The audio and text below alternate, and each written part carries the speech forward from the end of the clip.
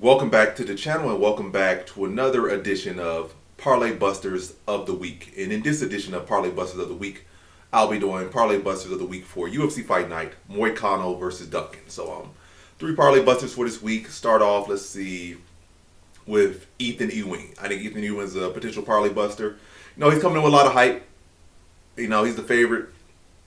I don't really feel like that's fully justified. No. He had a great upset of Malcolm Wellmaker on short notice, but Wellmaker, did Wellmaker really fight the best competition? He really didn't fight the best competition. That's one thing. Wellmaker really fight the best competition. And he was kind of like a one-trick guy, one trick, one punch, one-armed man. Amazing talent, though. It was like more of a surprise. Now he's fighting a more rounded Rafael Esteban who can strike, who can grapple. Maybe got a little bit of cardio issues, but undefeated, again, for better competition. Now coming up to a better weight class where maybe his cardio issue won't be a problem because he could be at 135. Not saying that, Esteban is some lock pick or anything like that. I'm just saying, Rafael Esteban is way more well-rounded than Wellmaker or Ethan Ewing is. More experience in the UFC, undefeated. And look to mix up with the kicks, the grappling. It caused Ewing a lot of issues. And now, coming to this fight, Ethan Ewing isn't some unknown. We got to see what he can bring. Obviously, his confidence might be spiked up, given off, he came in the UFC at short notice, big underdog, and won. And now he's getting a chance to live out his dreams, so we might see a better version of Ethan Ewing than even in his last fight. But I don't feel like it's going to be any big major adjustments, but I feel like more so that fight showcased his strengths, who he is as a fighter. And now a guy that's experienced and undefeated like Rafael Esteban, who has multiple wins inside the UFC, and again, is undefeated in the UFC, is going to be able to have seen that performance and figure out his strengths, figure out his weakness, look at them a little more, and be able to use those against him. But yeah, I think Rafael Esteban, again, more experienced fighter, undefeated, more around mix up the strikes, mix up the kicking game as well. The guy that's primarily a boxer as far as Ethan Ewing, as far as his strength, striking, attack the legs, look to try to, when he comes in with combinations, look to tie him up, maybe try to take his back and just look to control him. And I can see Ethan Ewing using that experience to get himself a decision victory over Ethan Ewing and busting your parlay if you're very high on Ethan Ewing. So Ethan Ewing is definitely, in my opinion, a parlay buster for this week. Next one got Tabitha Ritchie is a parlay buster. She could bust a parlay. And if you're confused, I'm saying I don't say parlay, but I mean these people gonna win to bust your parlay. I mean they're gonna lose to bust your parlay. So if you're picking Ethan Ewing, I feel he's gonna bust your parlay. If you're picking Tabitha Ritchie, I feel she's gonna bust your parlay. If you're picking Moicano, they're gonna bust your parlay because I feel like there are favorites that are, in my opinion, likely to lose. So yeah, Moicano likely to lose. I just jinxed myself. But yeah, Duncan likely to lose. Duncan's the favorite, likely to lose. Ewing's the favorite, likely to lose.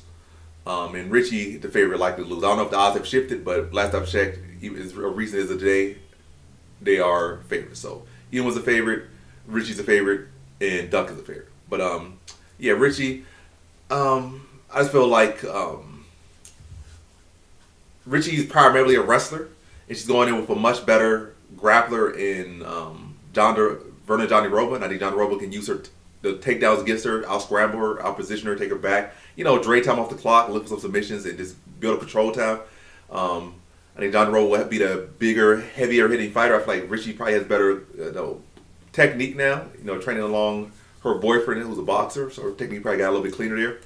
But still feel like Vernon Johnny Roba will be landing heavier shots, and also will have a huge advantage in the grappling, whether it be the wrestling, pure wrestling, or especially when it comes to BJJ in winning positions, getting sweeps, getting reversals, getting the top position, getting those backpack positions. I think those will heavily be on the side of Johnny Roba. And yeah, I feel like Johnny Roba is by far the best fighter that Ritchie has faced. And I still think that Johnny Roba has a lot left in the tank, or at least enough left in the tank to beat a fighter like Ritchie, who's not particularly a great offensive striker, not particularly some finishing threat, not particularly a big body. She only have no real standout attributes. I guess her best attribute in this fight is that she is younger.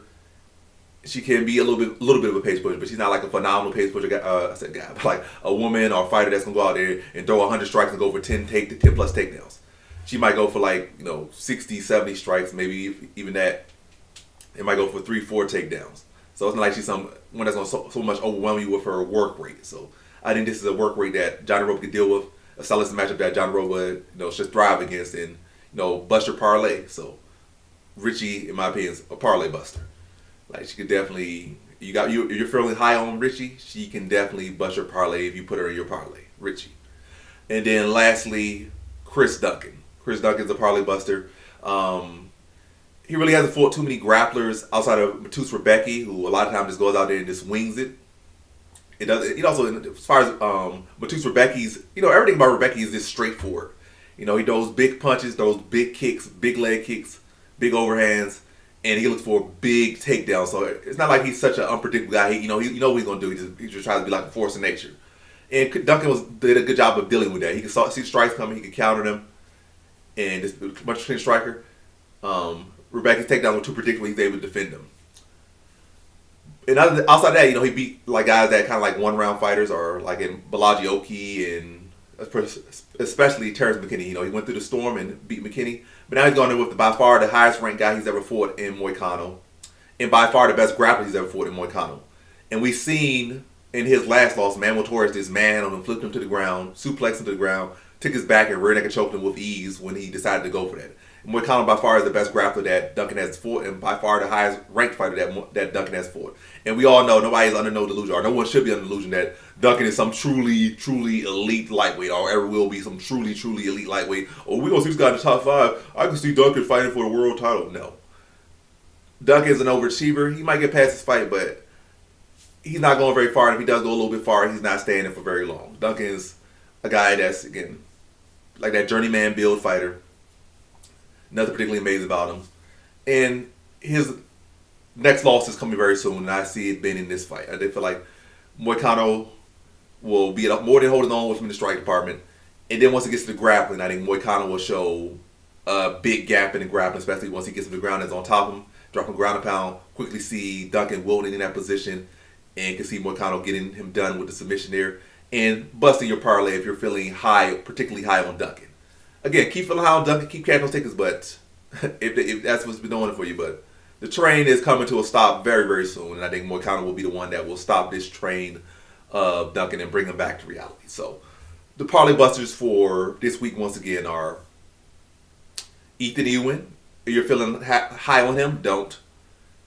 Next one is Tabitha Richie. Feeling high on her, don't. If you're feeling high on Duncan, don't. But yeah, or bet them very loosely. I want to say these should not be your anchors. These should not be your high confident picks, or betting 25% or 50% on. Like, no, these should not be the fighters, or should not be among your parlays. In that sense, maybe some little side parlays, maybe a little money line here because the odds ain't like they ridiculously far. Like it's almost pick them in a couple of these ones. So it's not like it's not like Richie's minus 300 or Ewing's minus 300. I think at points Duncan was kind of itching towards the minus 300. I think like minus 250. I had to check again, but yeah, Duncan of all, I feel like he might be the worst favorite on this card as far as the 3 I listed. Well, value wise, there's some other worse value, but as far as likelihood to lose and being a favorite at something, I think Duncan probably is the worst favorite on this card. As far as again him at some points pushing towards minus 300. Given who he is and his track record and his ceiling, low ceiling, yeah. I still feel all along he probably the worst value on the card. But yeah, once again, Ewing, be wary of putting him on your parlay.